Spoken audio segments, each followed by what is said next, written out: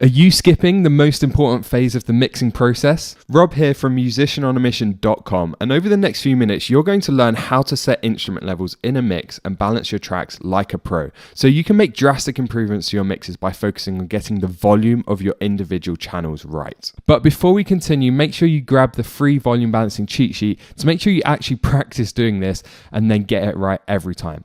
So first of all, what is volume balancing? Well, it's simply the act of adjusting the volume faders and making sure every instrument is at the appropriate or right volume for the track. And this is actually where the bulk of the mix comes from. I'd say 80% of the mix comes from this phase of the mixing process, just making sure everything's at the right volume. And it's incredible how much of a difference this can make. So you want to spend plenty of time here. Don't skip ahead too soon. Personally, I spend around 30 to 60 minutes here, depending on the size of the project.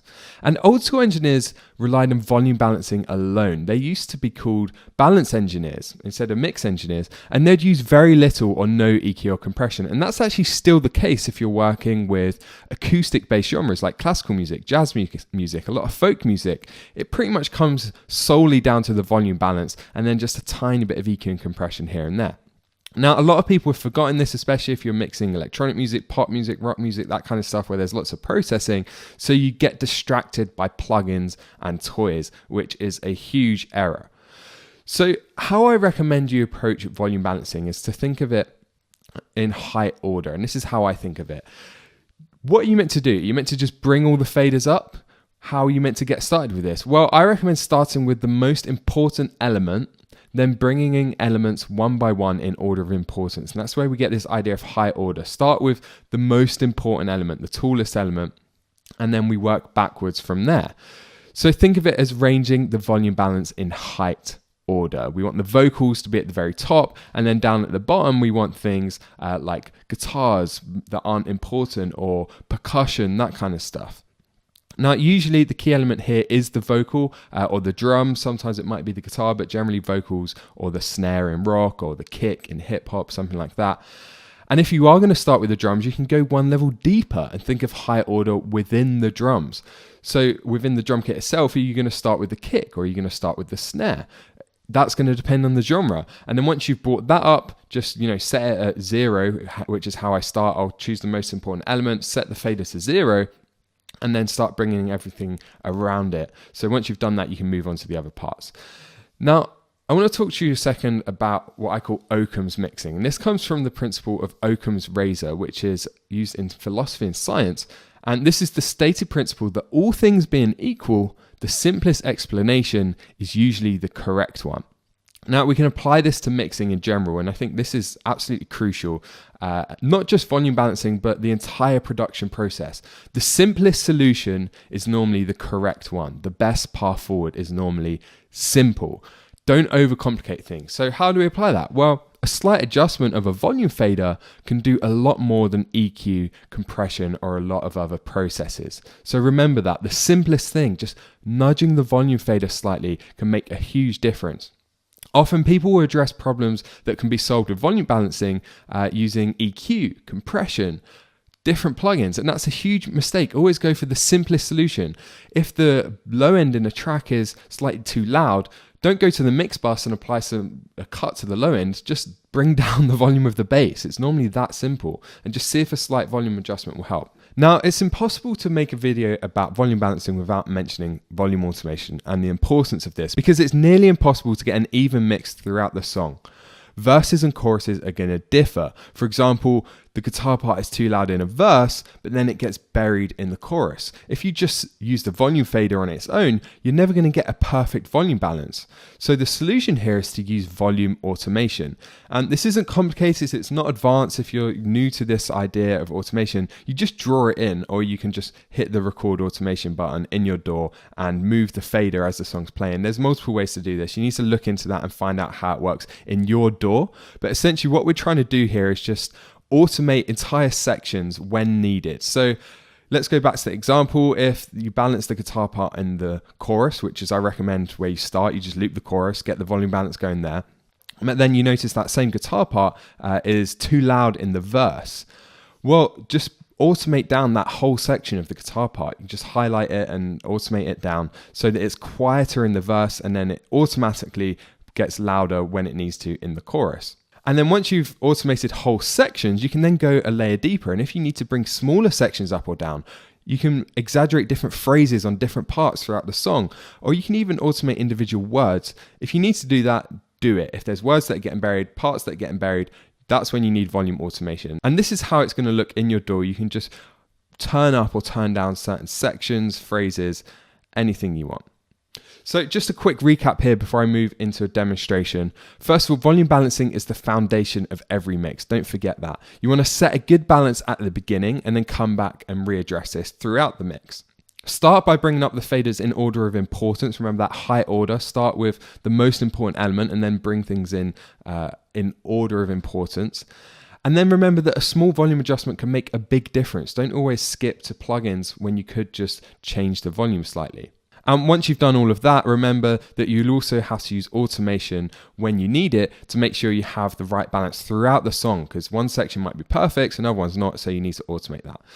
So we're going to jump into a live demonstration now. If you want to recap all of that and make sure you've got it there next time you mix and you can actually implement that, go and download the free volume balancing cheat sheet.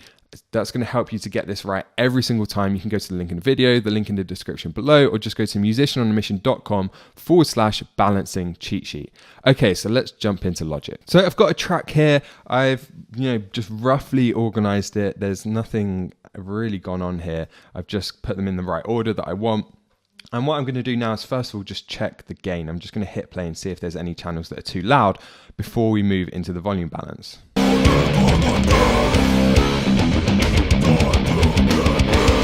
So yeah, you can already see we're clipping on the mix bus and there's a couple of channels here that are pretty hot. So let's just grab the gain tool and go ahead and cut some of those hot tracks. So that's good. We're not clipping on the mix bus now. We've got plenty of headroom. So what I'm going to do is just bring down all of these channels, every single one, and we're going to start with just the lead vocal. And what I've done is just set this to 0, and that gives us then a point of reference. The lead vocal is the most important thing in most cases. You might be starting with the kick or snare, but whatever you start with, set it to 0, and then let's start bringing things in around it. So I think with this kind of music, after the lead vocal, maybe the next important thing is the kick, and then I'm going to start bringing in the guitars. And also notice I've looped the loudest section of the song. So we want to start with the climax.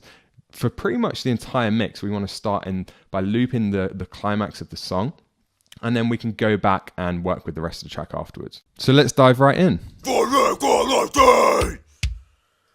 Time to get paid on the shackles of civility. Women not paid.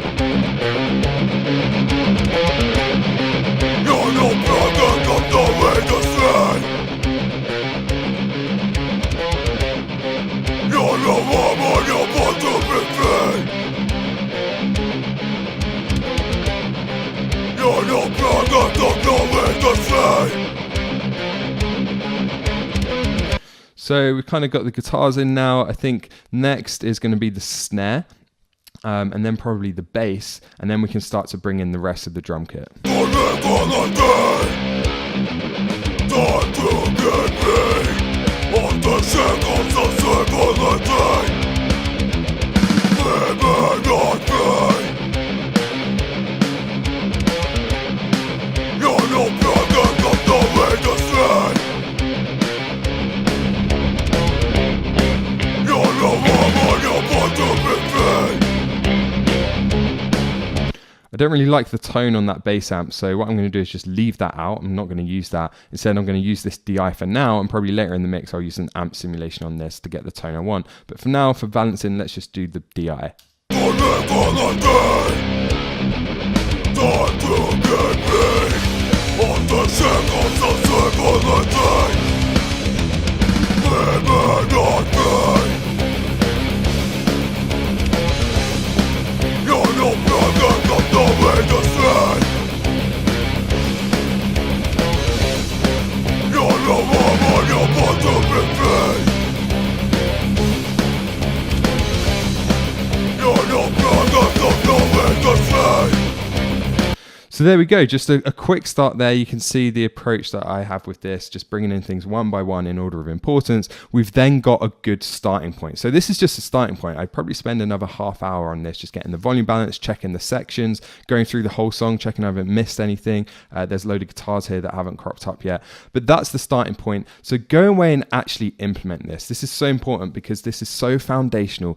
And if you skip over this phase and don't have a good system for approaching this, then you're doing yourself a huge disservice, and you could really suffer down the line. When you then start to bring in plugins, if your balance isn't good, it's never going to sound great. So make sure you download the free cheat sheet. I put it together just for this video, and that's going to help you to go through this step by step and actually practice doing this in your mixes so that you can then start to get this right every single time and make your mixes sound more professional. So that's all for today. Hope you enjoyed watching. Be sure to grab that cheat sheet, and I'll see you next week.